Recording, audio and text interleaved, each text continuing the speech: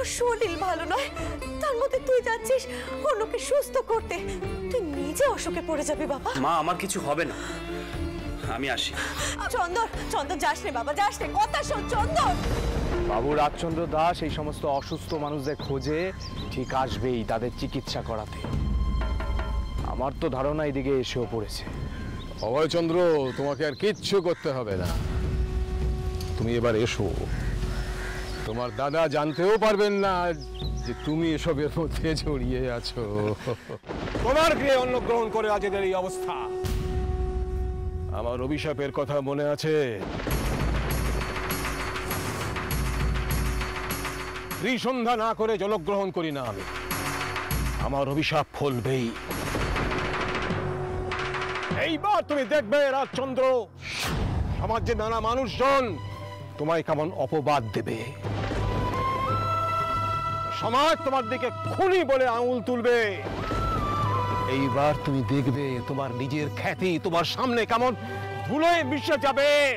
বাচস্পতি মশাই, আমি আপনার অভিশাপ মানি না।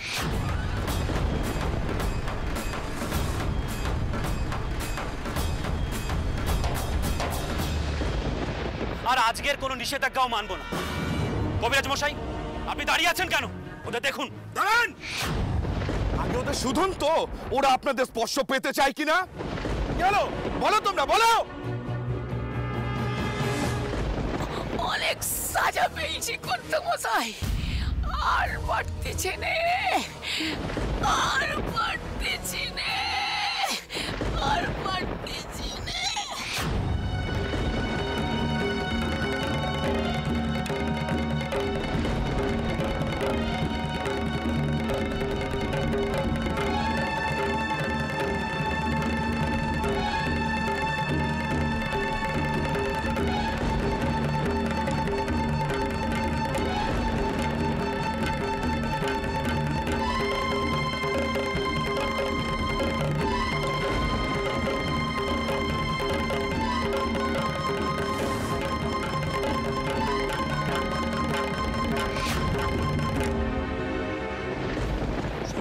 নারীর গতি ক্রমশ ক্ষীণ হয়ে যাচ্ছে।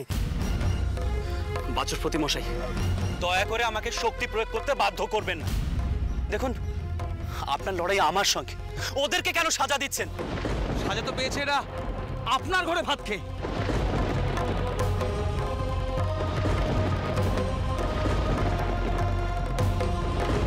ব্রহ্মসাপ,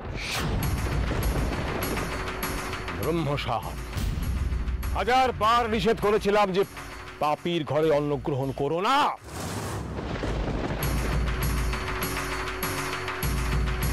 এবার তার কর্মফল ভোগ করো।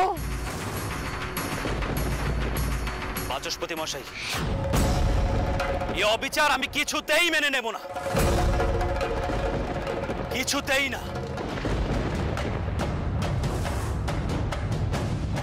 এই কে আছিস? আমার লাঠি দে।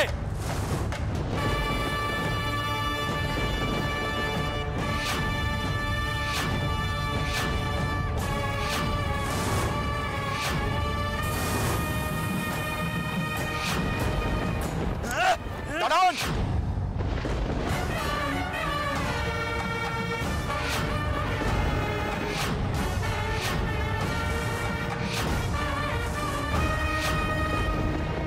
যেতে হলে আমাদের উপর দিয়ে যান আগে। ছোট কর্তা, ছোট কর্তা, ছোট কর্তা, এদিকে আসুন, এদিকে আসুন। ছোট কর্তা ধরে পড়ে দিকে আসুন। ছোট কর্তা, আপনি কেন বুঝতে পারছেন না? কেন এমন ভুল করছে? এনারা তো আপনার বদনাম রটাতেই চাইছে ছোট কর্তা।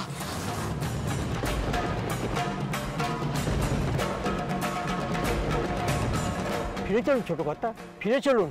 এরা তো খাবার খেয়ে অসুস্থ হয়ে পড়েছে, আর এমনিতেই অনেক বদনাম হয়ে গেছে ছোট কর্তা। ফিরে চলুন ছোট কর্তা, ফিরে চলুন। ঠাকুর মশাই, আমার হাত ছাড়ুন, হাত ছাড়ুন ঠাকুর মশাই। না ছোট কর্তা, আপনি পরে যা শাস্তি দেবেন আমি সব মেনে নেব, কিন্তু এত বড় অপবাদ আমি আপনাকে মাথা পেতে মেনে নিতে দেবো না ছোট কর্তা, আমি দেবো না। আপনি আসুন, ছাড়ুন ঠাকুর মশাই, আসুন। পাপ, পাপ। ধর্মের কল বাতাসে নয়। তোমরা ব্রাহ্মণদের অসম্মান করেছো, ধর্মবিরোধী কাজ করেছো, এইবার তার ফল ভোগ করো।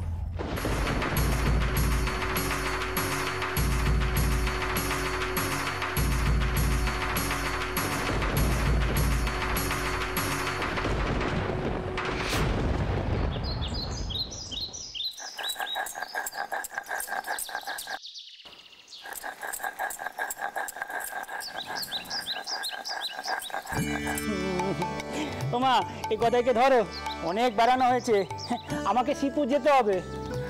দেখছিস না আবার হাত জোড়া, ডাল বাটছি, বড়ি দিতে হবে। তুই বরং এক কাজ কর, গদাইকে ওইখানে শুইয়ে দে, যা। সে কি ওখানে শুয়ে থাকবে মা? যা দুষ্টু হয়েছে জানো মা, এই পথে যেতে যেতে লোককে ডেকে ডেকে কথা কইছে তোমার ছেলে। যদি যজ্ঞেশ্বর খুড়ো দেখতো নে, জাত পাতের বিচে নেই বলে তুই তখনই বকা খেতিস গদাই। রাম, আমার নামে নিন্দে করছো গদাইয়ের কাছে? তা করো করো করো, বামুনের ছেলে হয়ে আচার বিচার থাকবে না? যা যুগ পড়েছে, বামুনকে লোকে তো মাননি করে নে। হ্যাঁ, গলা শুনে বুঝেছি যজ্ঞেশ্বর ঠাকুর এসেছে। হাঁক ডাক যা করছো বাবা। তোমার সঙ্গে দুটি কথা ছিল ঠাকুর। হ্যাঁ, বল বল। ওই লাহা বাবুদের বাড়িতে সত্যনারায়ণ পুজো হবে তো, তা আমাকে কইছিল কি পুজো করতে। আমি আর লোকের বাড়ি গিয়ে গিয়ে পুজো করতে পারিনি, ভালো লাগেনি। ওই রঘুবীরের সামনে একটু বসি, তাতেই মনটা আনন্দে ভরে যায়। তো কইছিলুম যে তুমি পুজো কান করবে নাকি গো? আমি কেন, তুমি রামকে বলো নি চাটুজ্জি? না না না, রামের বাধা ঘর আছে, বাধা যজমানি আছে, ওই সব সামলেওয়ার সময় পাবেনি। তো তুমি যদি রাজি থাকো তো কও। চাটুজ্জে বলছি, গদাই তো এমনি এমনি জন্মায়নি এ ঘরে। তোমাদের মতন মানুষজন আছে বলেই জন্মেছে। জানি তোমাদের অভাব খুব একটা কম নেই, তা সত্ত্বেও তুমি আমার কথা ভাবলে চাটুজ্জে।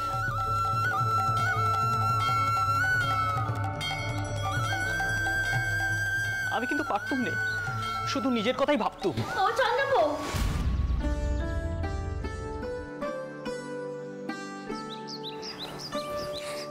তুই এখানে?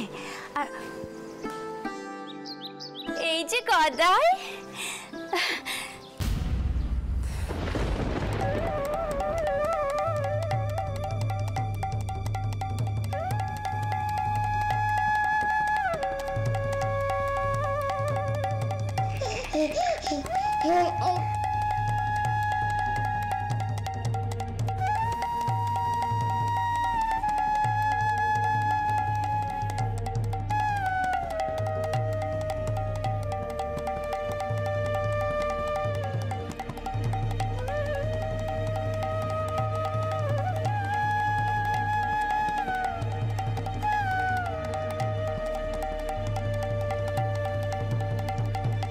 ঠাকুরমশাই, জানো ঠাকুরমশাই, সাধুরা সবাই এসে গদাইয়ের কীর্তির কথা বলছে। সত্যি গদাধরের আগমনে এই কামারপুকুর ধন্য হয়ে গেল।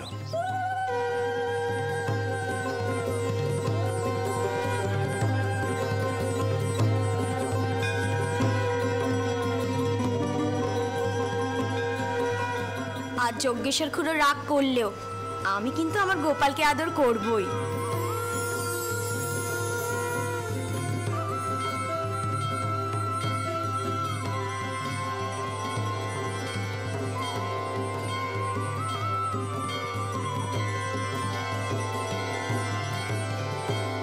কতক্ষণ তোমায় দেখিনি বলো দেখি? হ্যাঁ, আমার তো মন কেমন করছিল।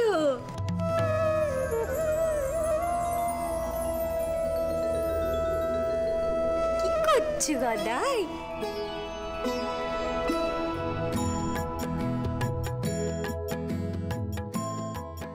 এই নাও কামার বউ, তোমার গোপালকে আদর করো।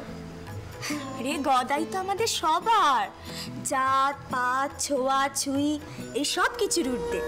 গোপালটাও কি আর জাতের বিচার করে গো? কি গোপাল, তাই না? যাবে তো? এই যাও যাও যাও যাও।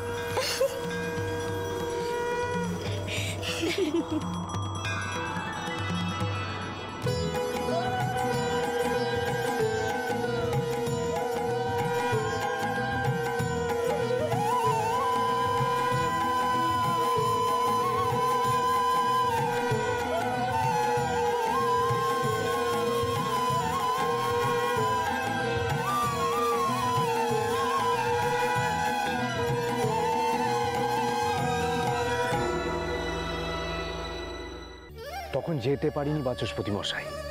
ব্রহ্মসাপের এইরকম একটা ঘটনা ছেড়ে কি করে যাই বলুন তো? অভয়চন্দ্র, তোমার দাদার যে কি দশা করব সে কল্পনাও করতে পারছে না। এখনো তার তেজ যায়নি। যেভাবে লাঠি বাগিয়েছিল, আমি যদিও সর্বনাশ না করেছি। সর্বনাশ তো হয়ে গেছে পণ্ডিত মশাই। এবার থেকে পথে ঘাটে বিদ্বজনদের মুখে মুখে শুধু ওই লঙ্গরখানার কেলেঙ্কারির কথাই ছড়াবে। আমিও লোক লাগিয়ে দিয়েছি কথা ছড়ানোর জন্য। বাচস্পতি মশাই, আমিও চেষ্টা করব যেসব সংবাদপত্র দাদা রাখে তাতেও যেন লেখা বের হয়।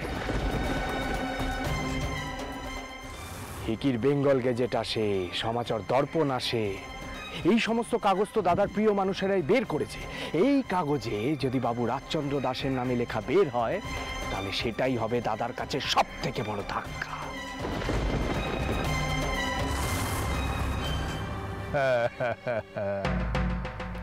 অভয়, ব্রাহ্মণদের যে সেবা তুমি করছো তার পুণ্য ফল তুমি পাবে, অবশ্যই পাবে।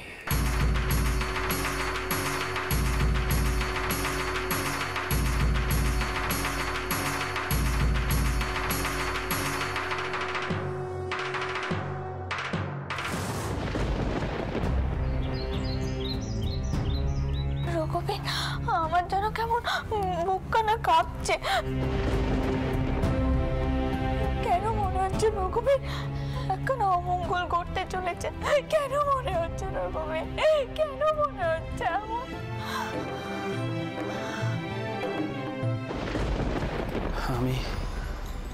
আমি এ বদনাম মেনে নেব না। চন্দর, এত তাড়াতাড়ি তৈরি হয়ে কোথায় বেরোচ্ছিস বাবা এখন? মা, এ বাড়ির খাবার খেয়ে যতজন অসুস্থ হয়ে পড়েছে তাদের সকলের চিকিৎসার ভার আমার। তুই কি করবি বল বাবা? এই রোদের মধ্যে তোর শরীর ভালো নয়, তার মধ্যে তুই যাচ্ছিস অন্যকে সুস্থ করতে।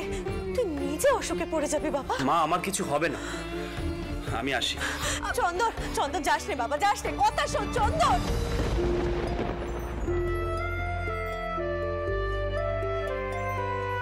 কাল তিনি বড় আঘাত পেয়েছেন রঘুবীর, বড় আঘাত পেয়েছেন।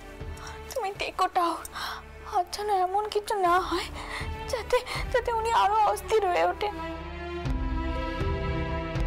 দয়া করো রঘুবীর, দয়া করো, রক্ষে করো তেনাকে, রক্ষে করো। তুমি তো জানো আমি কোনো দোষ করিনি, কোনো দোষ করিনি। দিদি, ও দিদি, দিদি কি হয়েছে? কি হয়েছে? সে ঘরে চলো দিদি, বরটা ওর ফিরে এসেছেন। দেখবে বরটা ওরে কেমন পাগল পাড়া দশা হয়েছে গো, উনি ফিরে এসেছেন, পেলেপের মতো বকে চলেছে।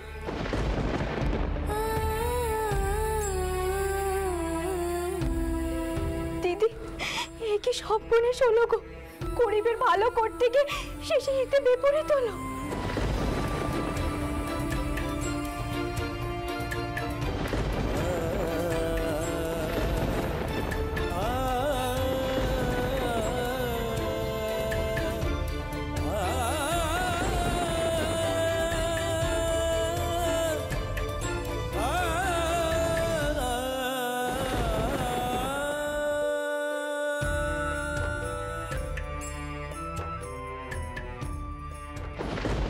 ছোটকর্তা, আপনার শরীর ঠিক আছে? আপনি কি জল? এই যে বৌরানী, আজ একটা বৃষ্টি কাণ্ড ঘটে গেছে বৌরানী। ওই বাচস্পতি মশাইয়ের দল ছোটকর্তার সাথে এমন দুর্ব্যবহার করেছেন, সাথে ওই কাঙালিরাও। ছোটকর্তা একেবারে ভেঙে পড়েছেন। এবার আপনিই সামাল দিন, আর কোনো প্রয়োজন হলে অবশ্যই আমায় খবর দেবেন, কেমন? ও বৌরানী,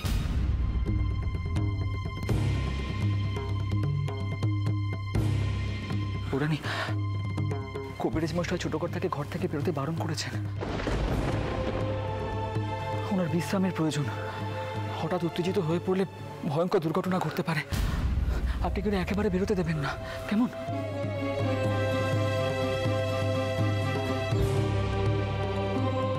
আমি আসি। দিদি,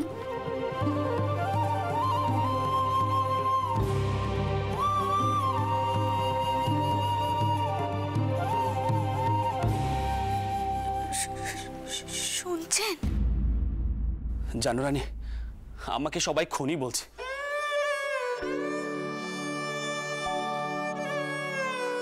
আমি খুনি? যে মানুষগুলো দুদিন আগে বাড়িতে জয়ধ্বনি দিয়ে গেল, তাদের এত পরিবর্তন?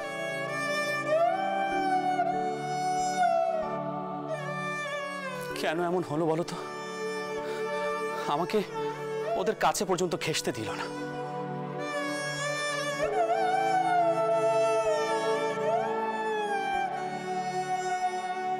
আমি বাবু রাজচন্দ্র দাস, সমাজের প্রত্যেকটা মানুষের মঙ্গল চাই, সমাজের প্রত্যেকটা মানুষ যাতে দুবেলা দুমুঠো খেয়ে বাঁচতে পারে সেই চেষ্টা করছি, আর আমাকেই কিনা বদনাম করতে হচ্ছে।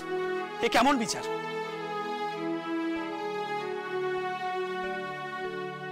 আপনি এমন ভাবে ভেঙে পড়বেন না, এমন ভাবে ভেঙে পড়ার মানুষ তো আপনি নন।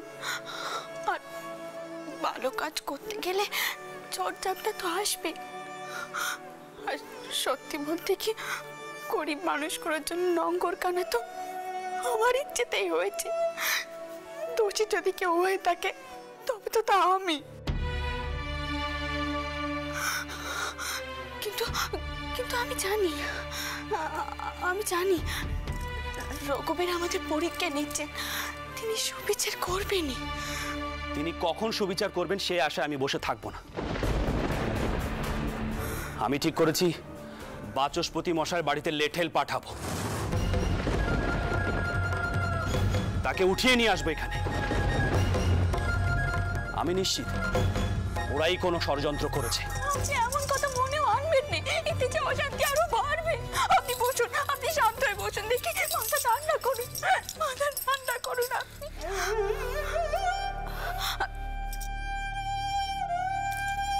সরজু, তোর বর্তাওরের জন্য একটু জল আন দেখিনি, আর দেখ দেখিনি জানার পাক আছে কিনা। না রানী, কিছু আনতে হবে না, আমি কিছু খাবো না। যতক্ষণ না পর্যন্ত এই বদনাম ঘোচাতে পারছি ততক্ষণ পর্যন্ত আমি জল স্পর্শ করব না। যদি আমাদের বাড়ির খাবার খেয়ে গরিব মানুষ অসুস্থ হয়ে পড়ে তাহলে আমাকে খুঁজে বের করতে হবে সে খাবার এলো কোথা থেকে।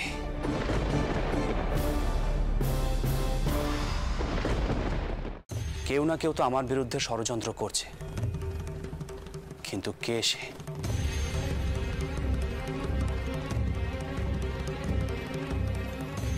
কে হতে পারে?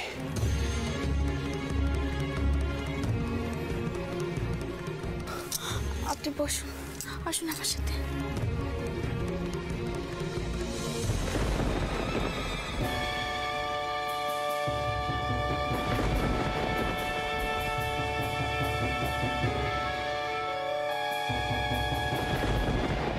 ওই বিদেশ লেটারকে যে তেনার ঘর থেকে বেরোতে দেখেছিলাম, এই কথাটা কি দিদিকে কইব?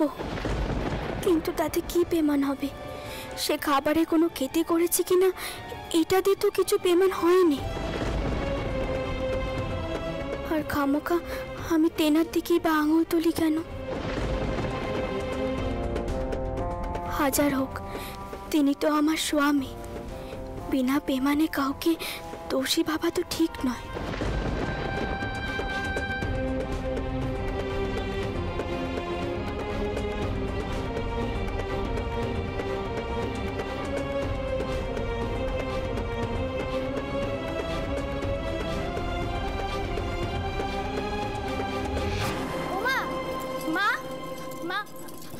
মা, বাবার নাকি খুব শরীর খারাপ হয়েছে, এইভাবে তো মানুষটা একদিন শেষ হয়ে যাবে।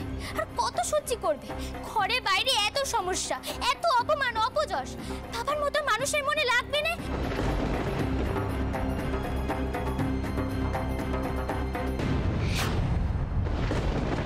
তোমাকে আর বাবাকে কষ্ট দিতে হবে না, আর কষ্ট দিও না, অনেক তো কষ্ট দিলে।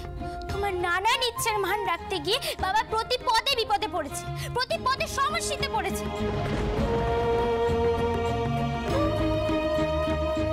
আমার মনে কত চাপ পড়ে বলো তো, শুধুমাত্র তোমার জন্য বাবা একেবারে শেষ হয়ে যাচ্ছে।